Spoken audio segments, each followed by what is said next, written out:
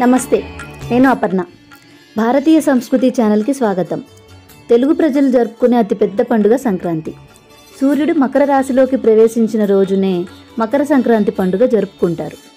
సంక్రాంతికి ఒక రోజు ముందు భోగి పండుగతో సంబరాలు మొదలవుతాయి. భోగి రోజు పాత వస్తువుల్ని మంటల్లో పడేయడం, బొమ్మల కొలువు, ముత్తైదువులతో పేరంటం చేస్తారు. ముఖ్యంగా భోగి పండుగ రోజు సాయంత్రం పెద్దలు ఇంట్లోని చిన్నారుల తలపై రేగుపళ్ళు పోస్తారు. భోగిపళ్ళు పోయడం గురించిన అన్ని విషయాలను ఈ వీడియోలో తెలుసుకుందాం. ఎక్కడ స్కిప్ చేయకుండా చివరి వరకు చూడండి. మీరు మన భారతీయ సంస్కృతి ఛానల్ని మొదటిసారి చూస్తున్నట్లయితే సబ్స్క్రైబ్ చేసుకొని రాబోయే వీడియోల కోసం బెల్ ఐకాన్ని ప్రెస్ చేయండి. భోగిపళ్లకు పురాణ ప్రాముఖ్యత ఏమిటి? రేగుపళ్లను బదరీ ఫలం అని కూడా అంటారు. నరనారాయణులు శివుణ్ణి ప్రసన్నం చేసుకోవడానికి బదరికా వనంలో సైకతలింగాన్ని ఏర్పాటు చేసుకుని పూజించారు. వారి తపస్సుకు మెచ్చి దేవతలు వారి తలల మీద బదరీ ఫలాలను కురిపించారట. ఆ సందర్భానికి ప్రతీకగా పిల్లలను నారాయణుడిగా భావించి భోగిపళ్లను పోసే సాంప్రదాయం వచ్చింది. భోగిపళ్లలో ఏమేం కలుపుతారు? భోగిపళ్లల్లో రేగుపళ్ళు, చెరుకు ముక్కలు, బంతిపూల రెక్కలు, చిల్లర నాణేలను కలుపుతారు. కొంతమంది నానబెట్టిన శనగలను కూడా కలుపుతారు. భోగిపళ్లను ఏ వయసు వారికి పోయాలి? 9 నెలల నుండి 12 ఏళ్ల లోపు, అంటే కౌమారంలోకి అడుగు పెట్టడానికి ముందే భోగిపళ్ళు పోయాలి. పసిపిల్లలకు మాడు మెత్తగా ఉంటుంది. రేగుపళ్ళు, చెరుకు ముక్కలు పోస్తాం కాబట్టి మాడు కాస్త గట్టిపడ్డాక 9-10 నెలల తర్వాత పోయొచ్చు. భోగిపళ్ళ పేరంటానికి ముత్తైదువులను ఆహ్వానించాలి.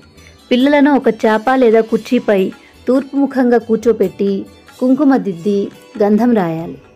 పిల్లలకు భోగిపళ్ళు పోసే ముందు విష్ణుమూర్తిని లేదా శ్రీకృష్ణుని పూజించి భోగిపళ్ళు పోసి హారతిచ్చి తరువాత పిల్లలకు పోయాలి. భోగిపళ్ళు మగపిల్లలు, ఆడపిల్లలు ఇద్దరికీ పోయవచ్చు. పళ్ళు, పూలు అన్నీ కలిపిన భోగిపళ్లను దోసిట్లో తీసుకొని పిల్లల తలపై ముందుగా 3 సార్లు సవ్య దిశలో, తర్వాత 3 సార్లు అపసవ్య దిశలో తిప్పి తలపై పోయాలి. ముందుగా తల్లి భోగిపళ్లను పోయాలి. తర్వాత ఇంట్లోని పెద్దవారు, ముత్తైదువులు పోయాలి. పిల్లలకు హారతిచ్చి అక్షతలు వేయాలి. ముత్తైదువులకు ఆకు, వక్క, ఫలం, పసుపు, కుంకుమ తాంబూలం ఇవ్వాలి. పిల్లల తలపై పోసిన భోగిపళ్లను ఏం చేయాలి? దిష్టి తీసి పోస్తాం కాబట్టి ఈ పళ్లను తినకూడదు. పళ్లను, పూలను ఎవరూ తొక్కని చోట లేదా ఏదైనా పారే నదిలో వేయాలి. చిల్లర నాణేలను ఎవరికైనా దానం ఇవ్వవచ్చు లేదా దేవాలయాల్లో హుండీలో వేయవచ్చు. ఆనవాయితీ ఉన్నవాళ్లే పోయాలా? భోగిపళ్లను కులం, ప్రాంతం, ఆచారాలతో సంబంధం లేకుండా చిన్నపిల్లలు ఉన్న ఎవరైనా పోయవచ్చు. భోగిపళ్లను పోయడం వలన ప్రయోజనాలు ఏమిటి? రేగుపళ్లను తలపై పోయడం వలన నారాయణుడి దీవెనలు లభిస్తాయి. పిల్లల మీద ఉన్న చెడు దృష్టి తొలగిపోతుంది. తలపై భాగంలో బ్రహ్మరంధ్రం ఉంటుంది. భోగిపళ్లను పోసినప్పుడు అది ప్రేరేపితమై పిల్లల్లో జ్ఞానం, తెలివితేటలు పెరుగుతాయి. ఆరోగ్యవంతులవుతారు. ఈ వీడియోలో భోగిపళ్ళ సంప్రదాయానికి సంబంధించిన అన్ని వివరాలను మీతో పంచుకున్నానని అనుకుంటున్నాను.